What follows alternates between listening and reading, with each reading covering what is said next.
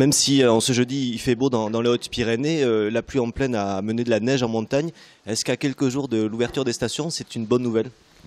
Tout à fait. Bon, il semble que la situation se présente plutôt bien. Pour le moment, les montagnes ne sont pas recouvertes de neige, mais bon, elle est annoncée quand même. Et puis, bon, il y a un refroidissement aussi qui semble être annoncé. Donc, on peut considérer que peut-être, avant la fin de novembre, on aura des conditions d'ouverture, ce qui est important, parce que quand on peut ouvrir les stations de ski tout début décembre, c'est un gain important, parce que ça permet d'ouvrir avec la fête des rois en Espagne, pas des rois, de l'Immaculada, et donc de commencer à faire rentrer de la trésorerie dans les caisses des stations, parce qu'elles en ont toutes bien besoin. Et ça peut augurer d'une bonne saison d'hiver. L'année dernière, il y avait eu beaucoup de neige, ce qui avait parfois un peu compliqué la saison. Est-ce que justement ça prouve que le ski, c'est certes une économie, c'est certes des emplois, mais c'est aussi un élément naturel que les stations essaient de préserver au mieux? Tout à fait. Bon, l'économie des sports d'hiver est déterminante dans un département comme le nôtre. Bon, il faut rappeler quand même que le tourisme est la première économie de ce département, et que les sports d'hiver sont une composante majeure du tourisme dans le département. Donc chaque fois qu'il y a une bonne saison d'hiver, ça se ressent globalement dans l'économie locale. On rappelle que le chiffre d'affaires des stations, c'est en gros 50 millions d'euros de chiffre d'affaires. Et qu'un euro dans les remontées mécaniques, c'est 7 euros dans l'économie locale. Autrement dit, les sports d'hiver génèrent 350 millions d'euros dans l'économie locale. C'est plus que le budget du Conseil général. Donc c'est déterminant quelque part. Et justement, cet argent ne reste pas, on va dire, sur les sommets pyrénéens. Il irrigue jusqu'à la plaine, jusqu'à Tarbes? Bien sûr, il irrigue tout le territoire, parce que quand on dit 7 euros dans l'économie locale, bon, c'est le Tarbais qui va au sport d'hiver. Bah, il fait son plein de carburant à Tarbes. Il peut très bien aller acheter ses skis dans un commerce tarbais ou Méridien ou ailleurs. Je ne suis pas là pour faire la publicité de qui que ce soit. Et en même temps, bon, il prend du carburant. Et ça, dès lors qu'il va au ski, ça génère tout un ensemble d'actes de commerce qui profitent à l'économie locale. Alors NP, c'est la réunion de nombreuses stations. Est-ce que c'était important de jouer collectif pour être plus fort face aux stations alpines et puis à la concurrence internationale? Tout à fait, oui, c'est très important aujourd'hui. Une station n'a pas d'avenir si elle reste seule et complètement isolée.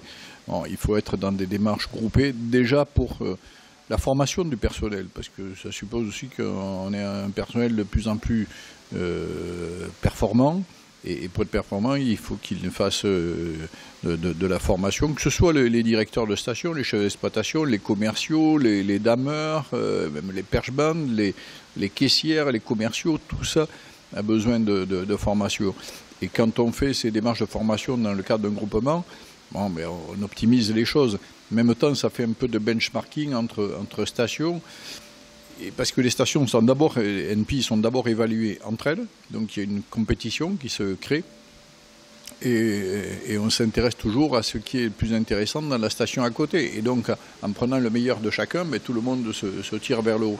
Ensuite, les stations NP sont évaluées dans un panel de 24 ou 25 stations au plan national, y compris avec des stations alpines, voire même sur le versant suisse et italien.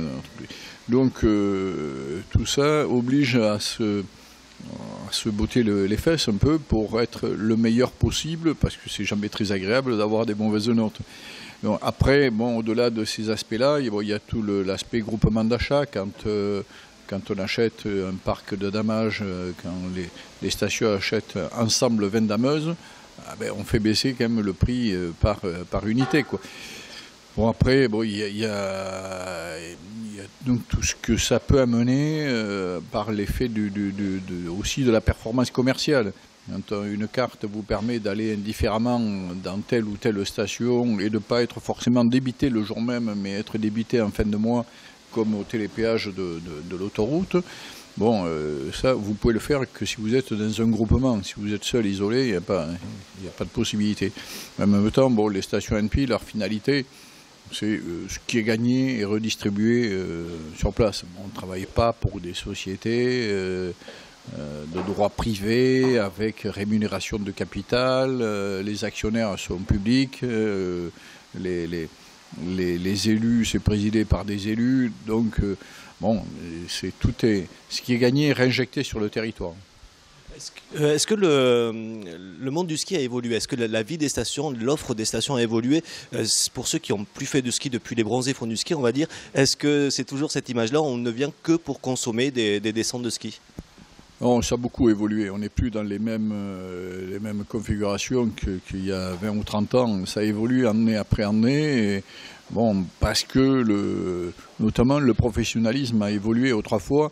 Bon, équiper une station de ski consistait à mettre un téléski ou un télésiège à pince fixe et puis on amenait le gars en haut de la pente et puis il se débrouillait pour descendre. Aujourd'hui, on part d'un principe, c'est que le client il ne paye pas pour monter, il paye pour descendre. Et donc son plaisir, il l'a sur la piste. Et c'est la piste qu'il faut travailler. Donc il faut l'aménager, il faut la terrasser, il faut la remodeler, il faut la réengazonner.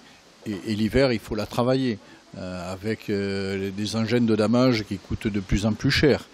Bon, et en même temps, aujourd'hui, on a des remontées mécaniques qui ont de plus en plus de débit. Aujourd'hui, la génération des télésièges débrayables fait qu'on amène un client très rapidement en haut du domaine, qu'il redescend aussi assez vite parce que le matériel de ski a aussi considérablement évolué. Donc quand un client a fait 4 heures de ski, bon, quand un client a fait 4 heures de ski, il en a plein les jambes. Tandis qu'autrefois, bon, quand un client faisait une dizaine de descentes dans la journée, bon, c'était un grand maximum. Mais encore des descentes, ça dépendait de ce qu'on entendait par descente. Ça pouvait être des pistes relativement courtes. Aujourd'hui, il y a beaucoup plus de débit, beaucoup plus de qualité, mais aussi, bon, le prix monte. Et il faut quand même, là aussi, être vigilant. Bon, bien sûr, on est obligé de faire monter les prix parce que toutes les charges augmentent d'exploitation, les carburants, le matériel, la TVA cette année, bon, qui était à 5,5 il y a 2 ans, qui passe à 7, qui de 7 va passer à 10.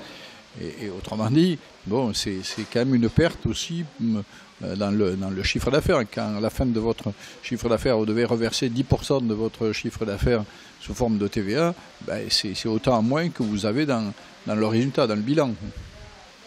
Et donc, bon, il y a toutes ces considérations qui sont à prendre en compte dans les évolutions depuis il y a les points positifs et les points moins positifs, notamment celui que je viens de citer il y a quelques instants qui est d'actualité, quoi, la notion de TVA. Il y a un autre sujet d'actualité sur lequel on va terminer et qui est important, notamment pour ceux qui nous regardent au-delà des frontières du département, c'est les routes d'accès. Vous le disiez il y a quelques instants à la conférence de presse, toutes les stations des Hautes-Pyrénées seront accessibles au moment où il faudra profiter de la neige. Tout à fait, moi c'est quelque chose auquel je me permets d'insister parce que ça a été un challenge quand même pas simple.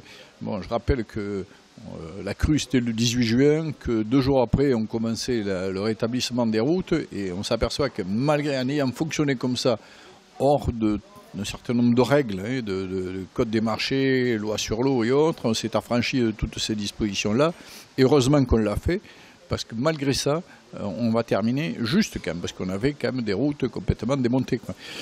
Donc il était important de pouvoir rétablir ces accès parce qu'il fallait sauver quand même la saison d'hiver. La saison d'été a été ce qu'elle a été, mais il fallait impérativement sauver la saison d'hiver, sinon ça pourrait avoir des conséquences économiques dramatiques pour les stations concernées, mais à travers elles, c'est aussi les finances du Conseil général.